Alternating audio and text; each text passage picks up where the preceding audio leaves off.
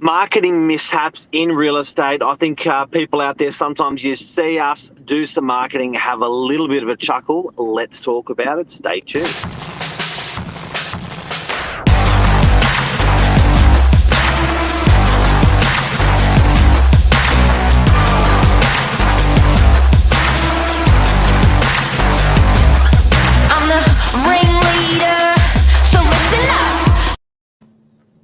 Good morning, Mark. Morning.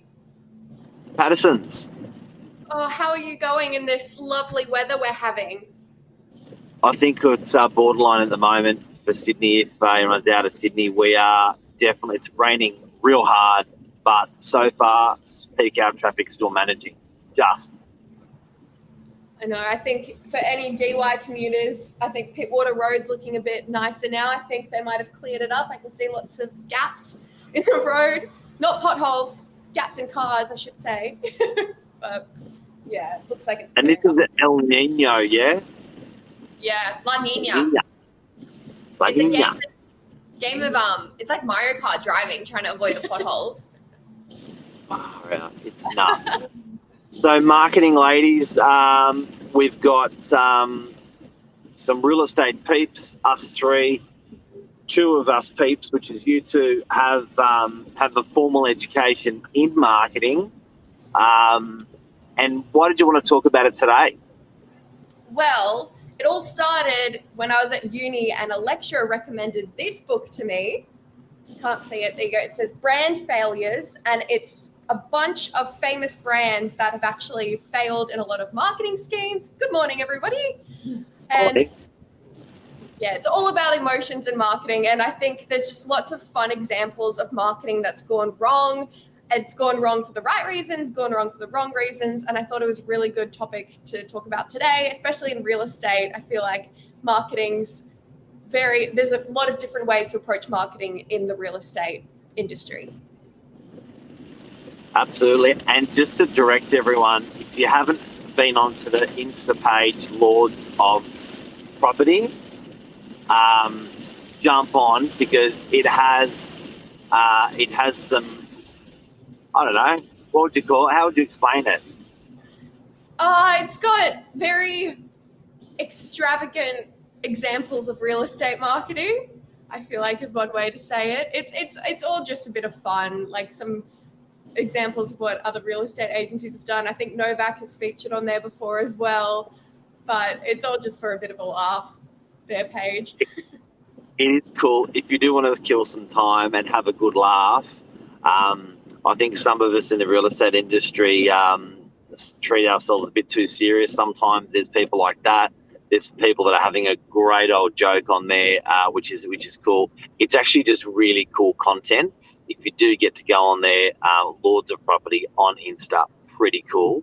Check it out. But you sort of don't want to be on that end though with your marketing. So you want to be cutting edge, but you don't want it to stuff up like these ones in the book that you've got. Yeah, so if we're going into the book, one of the I think the first one that's in here, it's a very classic marketing failure. It's the first one they tell you about at uni, and it's New Coke. So in the 80s, Coke realized that Pepsi was, can't say it, but anyway, New Coke. They realized Pepsi was their main competitor, and they did all this market research into a new recipe for Coca-Cola, and they found that people loved it a lot more. And they introduced this new Coke. It was a new recipe, completely different, but people weren't buying it, even though it was a better tasting product, because they missed that whole thing of family. Like their grandma would give them the can of Coke, even though they didn't like it as much as Pepsi. It had that nostalgia factor. And even in their marketing today, you can still see they're building upon that idea of family, not the product itself. That's where the campaign came, where they had the name on the bottle, and it was like share a Coke with, and then it had the name of the person. Because you know what's really funny with brands, people actually take it upon themselves that they own the brand. So we don't care what you're doing, Coke. This is it. This is my heritage. This is how I grew up. This is a part of me. So it's interesting that people really take it personal. Exactly. Well, look at what happened a few years ago when Shapes, the Arnott's Shapes, they changed their recipe. Yep.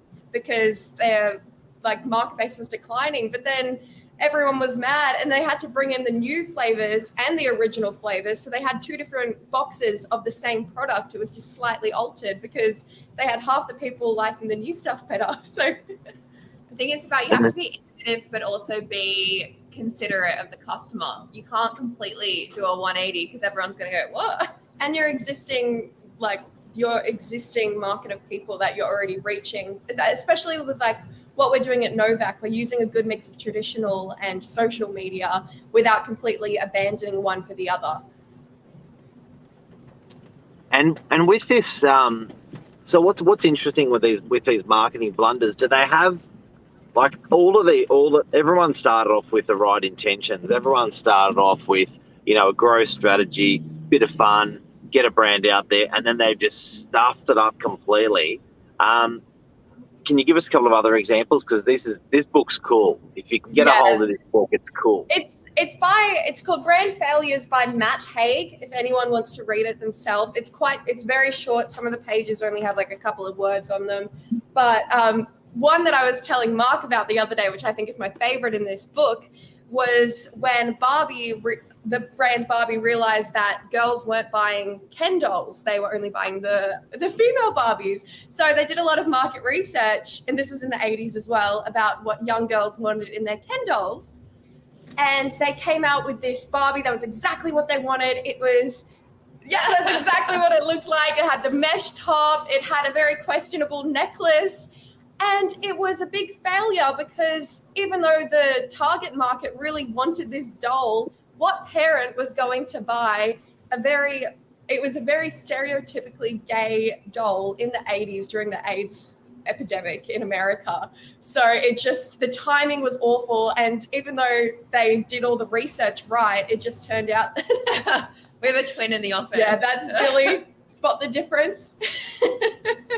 But yeah, it was a big failure because the parents weren't buying it. So that's a thing where they had the right intention, but they didn't think about who the final purchaser was going to be of that product. So I think that everyone's trying to achieve really good cut through, really good, positive attention towards their brand, but it just goes the completely other way. And these people, doing a degree in marketing, how can you get it so wrong? I think some of the things where people have failed, a lot of it is because they're not talking to the customer. It happens a lot where companies go international. Like I can't remember for the life of me the name of this company, but it was an Indian brand of like potato chips, and they launched. Leave Billy alone.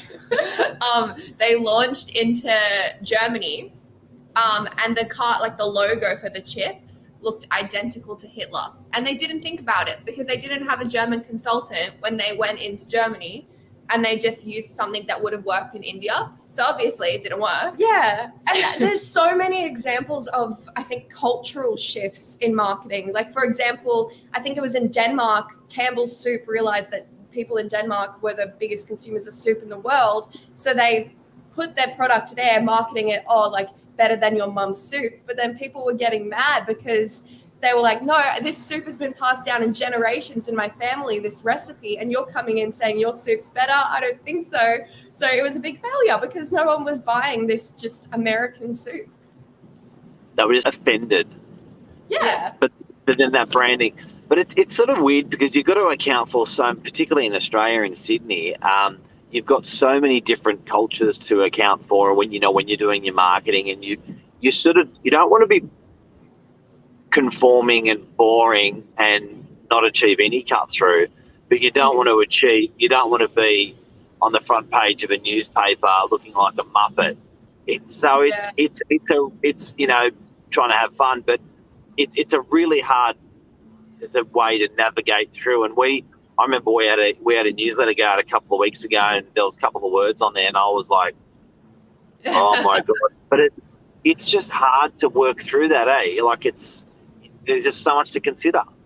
Yeah, it's all about the balance, and there's so many different factors. I think and that's why I think, I know with our team, we've got a lot of different personalities, different cultures, different backgrounds, and I think it's really good to have that diverse, understanding, especially when it comes to marketing.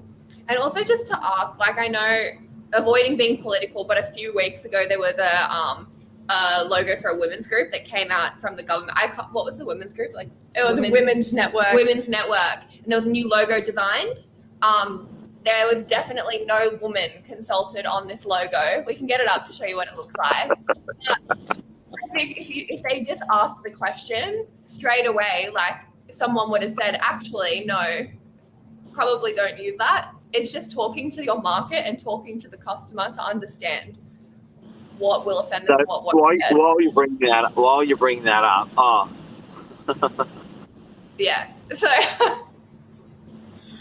and this was done by the government, so no one's immune to having their brand do something that might be off taste. This only lasted 24 hours before it was removed. So. Yep, it's taken off.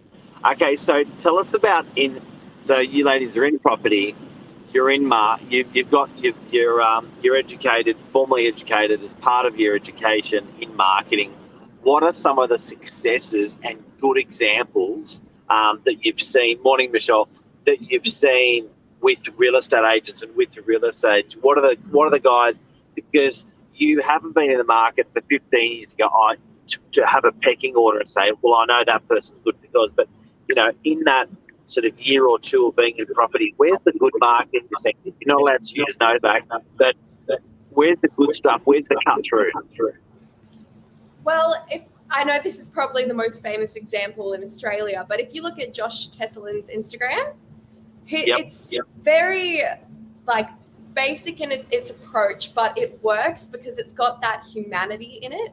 And he even posting those photos of his happy buyers in front of the house. It's very classic, but it works. And it's really nice for his community obviously where he's working, because it's very personal and it's real.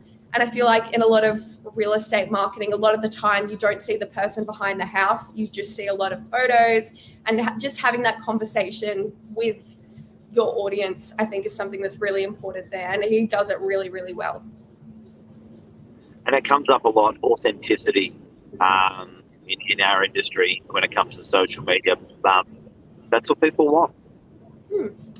For me to take a completely different turn, just from aesthetics, because people, they see your brand and that's why they come to your brand. I'm going to use Novak, but I'm going to compare it to something else. But there was this museum I went to overseas, and they had on the roof of the museum, it was called the House of Terror, this museum. They had metal, a stencil cut out, which spelled out House of Terror. So when the sun was at midday, on the ground, there was a shadow that spelled out what the museum was called.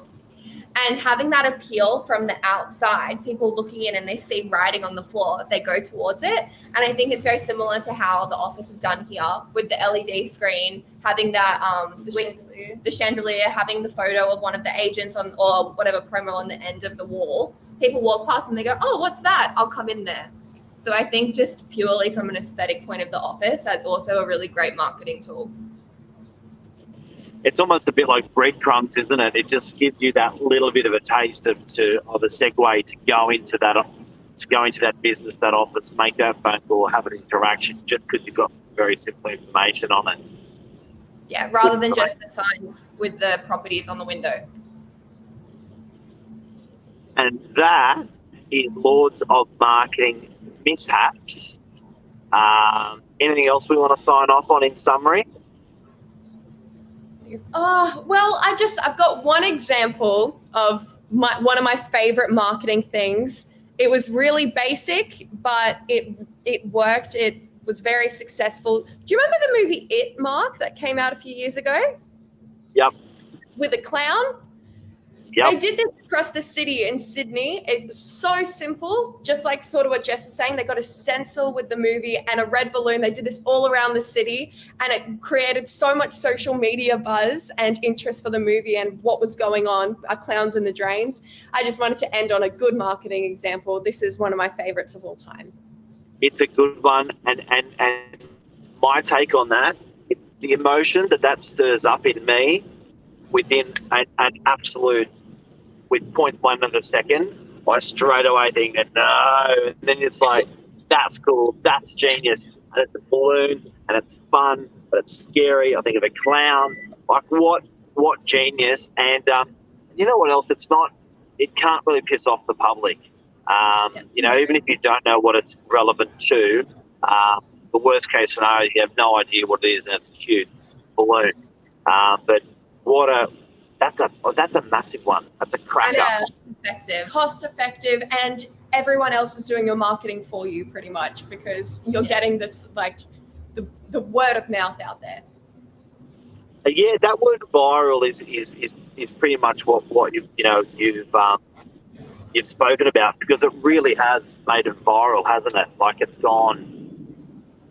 That virality, that's when people start doing that marketing work for you. It's huge. Yeah. Watch out, we're going to start putting Novak balloons in the drain. And then Mark will be down there. Yeah. Love it. Patterson sisters, thank you. And we'll speak soon. Yeah. See you. Bye.